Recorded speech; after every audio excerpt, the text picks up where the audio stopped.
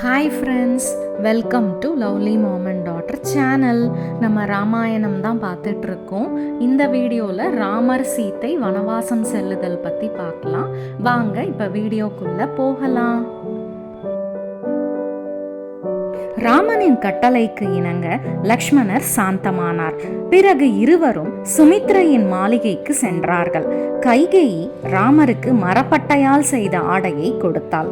ராமரும் அதை மகிழ்ச்சியுடன் ஏற்றுக்கொண்டார். தான் அணிந்திருந்த ஆடை ஆபரணங்களை அகற்றிவிட்டு கைகேயி கொடுத்த ஆடையை அணிந்து கொண்டார். மரப்பட்டையால் செய்த ஆடையை சுமித்ரை தன் அன்பு மிகுந்த மகனான லக்ஷ்மணருக்கு கொடுத்தாள். அவள் கொடுக்கும்போது கண்ணீர் தழும்ப, மகனே, நீ உன் அண்ணனான ராமனுக்கு துணையாக கானகம் சென்று வருவாயாக. தம்பியுடையான் படைக்கு அஞ்சான் என்ற பழமொழிக்கு ஏற்ப அண்ணனுக்கு உறுதுணையாக இருக்க வேண்டும். உனக்கு தந்தை ராமன், தாய் சீத்தை ஆவாள். ராமன் இருக்கும் இடமே உனக்கு இருப்பிடமாகும். ராமன் கானகம் சென்றால் நீயும் கானகம் செல்ல வேண்டும். உன் அண்ணன் ராமனுக்கு செயலறிந்து தொண்டு செய்ய வேண்டும். விதியின் மதியால் ராமனுக்கு ஏதாவது நேருமாயின் அவ்விதியை நீ வெல்ல வேண்டும். 14 ஆண்டுகள் முடிந்து ராமன் அயோத்தி வந்தால் நீயும் அவர்களோடு வர வேண்டும். இன்று முதல் நீ ராமனுக்கு தம்பி அல்ல, அவர்களுக்கு பணிவிடை செய்யும் பணியாளன் என்று கண்ணீர் மல்க கூறி அவர்களுக்கு விடை கொடுத்தாள். ராம லக்ஷ்மணர் இருவரும் வசிஷ்டர், கௌசலை, சுமித்ரை, கைகேயி ஆகியோரிடம் வணங்கி ஆசி பெற்று விடை பெற்றனர்.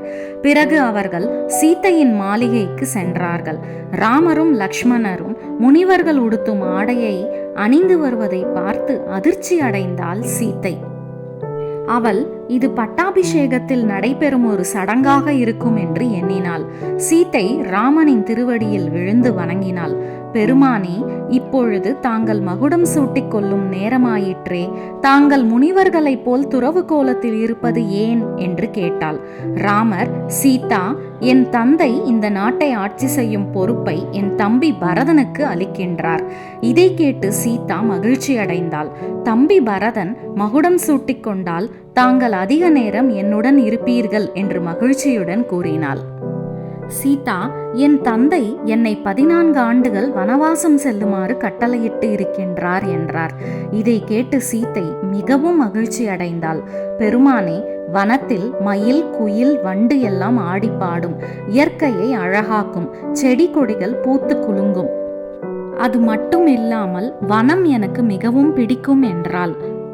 ராமர், சீதா, நீ அயோத்தியில் இரு, நான் வனம் செல்கிறேன் என்றார்.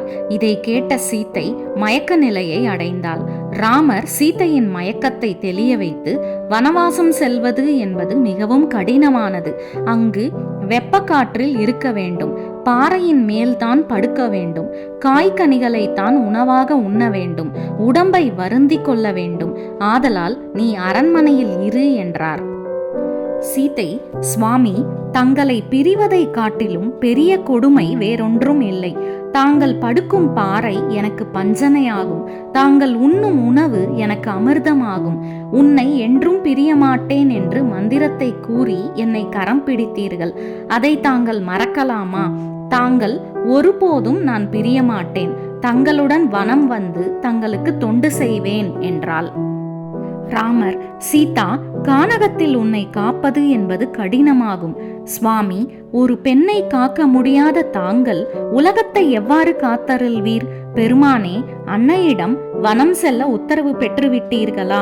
சீதா, என் அன்னை என்னுடன் வருவதாகத்தான் கூறினார்கள்.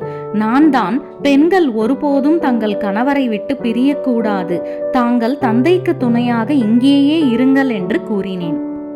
சுவாமி, தாங்கள் அன்னையிடம் கணவரை பிரியக்கூடாது என்று சொன்னீர்கள். ஆனால் நான் தங்களை விட்டு பிரிந்து இருக்கலாமா? தாய்க்கு ஒரு நியாயம், எனக்கு ஒரு நியாயமா? என்னை வரவேண்டாம் என்று சொன்னால் நான் உயிரற்ற ஒரு பொருள் ஆகிவிடுவேன் என்று சொல்லி தான் அணிந்திருந்த ஆடை ஆபரணங்களை அகற்றி கானகம் செல்லக்கூடிய ஆடையை அணிந்து ராமர், சீத்தை, லக்ஷ்மணர் மூவரும் வனம் செல்ல புறப்பட்டனர். ராமர் வசிஷ்டர் மற்றும் தன் தாய்மார்களை தொழுது வணங்கி விடை பெற்றார். சுமந்திரரையுடைய வேண்டுகோளின்படி அவர்கள் மூவரும் தேரில் ஏறி சென்றனர். அயோத்தி மக்கள் அனைவரும் ராமரை தொழுது தேரை பின்தொடர்ந்து சென்றனர். ராமர் தன்னிடம் உள்ள பொருள் எல்லாவற்றையும் ஏழைகளுக்கு வழங்கினார். தேர் வெகு தூரம் சென்றது. மாலை மங்கி இருள் சூழ்ந்தது. மக்கள் அனைவரும் துன்பத்தில் ஆழ்ந்தனர். ராமர் சுமந்திரரை நோக்கி, தாங்கள் தேருடன் ஊர் திரும்புவீராக. அப்போதுதான் மக்கள் அனைவரும் ஊர் திரும்புவார்கள். என் தாய் தந்தையருக்கு என் வணக்கத்தை சொல்வீராக என்றார். சீதை தன் தங்கைகளுக்கு ஆசி கூறி தான் வளர்க்கும் கிளிக்கு வேலை தவறாமல் உணவு தர சொல்லி கூறி அனுப்பினாள்.